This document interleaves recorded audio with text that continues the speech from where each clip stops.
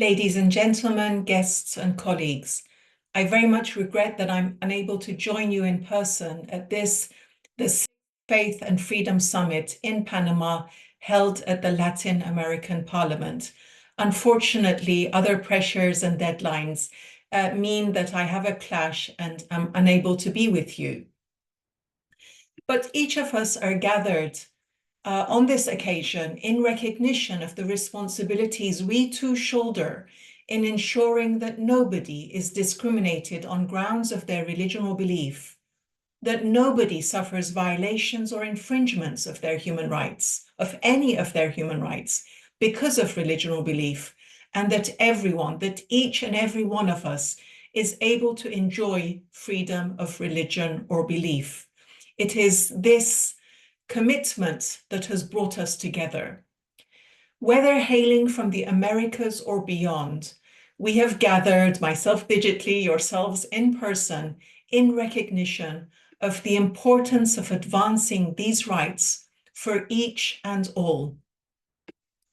In looking at the outline of the program that you will be enjoying in the days ahead, it was noticeable to me that each of the themes and panels before you was also relevant and integral to the record of the work of the UN Mandate on Freedom of Religion or Belief. So I just wanted to take a few moments to reflect on those resonances in the hope that you will inform me and enrich me with the findings of your summit, and to lay before you some of the reports of the mandate in case it might be helpful, or some of it may trigger discussions in the days ahead. The theme of freedom of religion or belief and diplomacy, for example, was part of the consideration in AHRC 5238, the mandate report on the landscape of freedom of religion or belief, which was presented to the UN Human Rights Council in March 2023. That report seeks to draw attention to the wide range of actors involved in freedom of religion or belief diplomacy, and to call on them to uphold the universality and indivisibility of rights for everyone without discrimination. What was noted in that report is that whilst we have more and more actors engaged, thankfully, we're grateful that there are more and more actors engaged in freedom of religion or belief, yet the challenge before us remains great. So we have to remain focused and honest with our efforts and the extent to which they chime with non-discrimination. The subject of regional and international systems for the protection of freedom of religion or belief, also on your agenda, was highlighted as a priority for this mandate. And indeed, for example, we have had very welcome experiences of collaboration in this area, including promising beginnings of engagement and collaboration with the Inter-American Commission on Human Rights and the Inter-American Court with this mandate.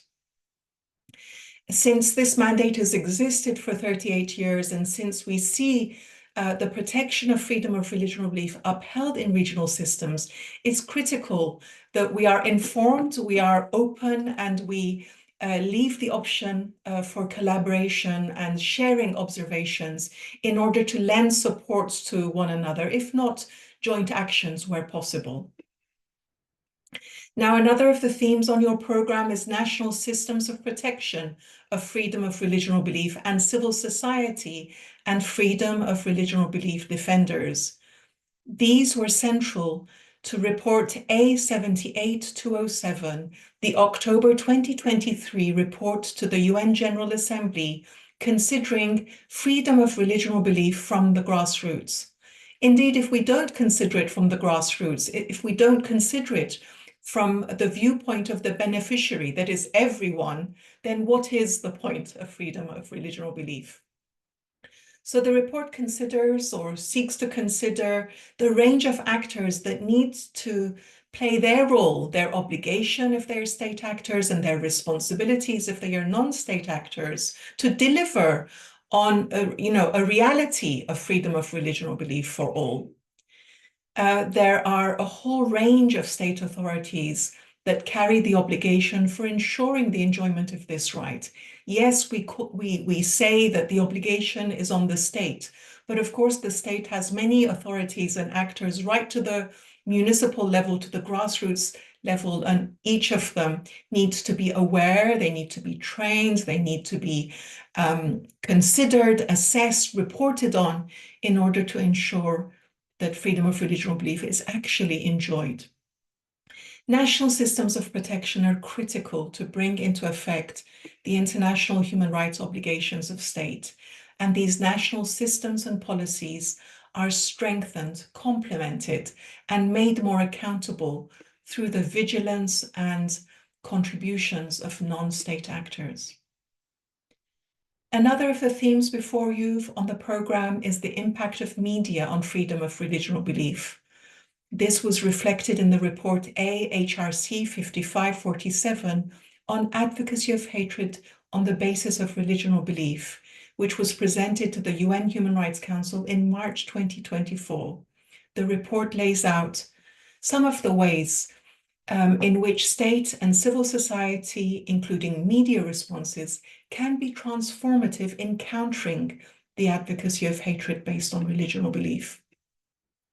The theme of religions or beliefs at work for the freedom of others and the role of scholars on protecting freedom of religion or belief, again on your agenda. These two are cross-cutting considerations throughout the last 38 years of the record of this UN mandate, not least in the report that is to be presented next month in October 2024 to the General Assembly. That is report A79182 on peace and freedom of religion or belief. The report articulates how freedom of religion or belief creates the conditions, motivations, rationales, and movements for peace to emerge, for the strengthening of conflict prevention, for peacemaking and peace building. And indeed, many of you have very pertinent experiences and good practices to share on this. And I hope you will share it at the summit. And I will benefit from a summary report of your findings at the summit. So to sum up, I congratulate the organizers for sketching out such a pertinent program of work for the summit, and join all of you in prioritizing and recognizing the critical obligations of state authorities in securing this right for everyone, and drawing attention to the significant responsibilities of the rest of us towards this same objective.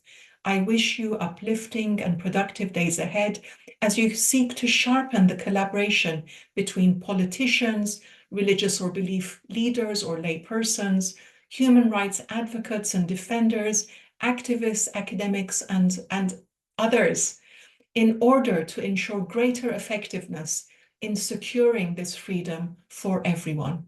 Thank you so much for your time, and I look forward to hearing about some of the program, some of the findings, and some of the summaries.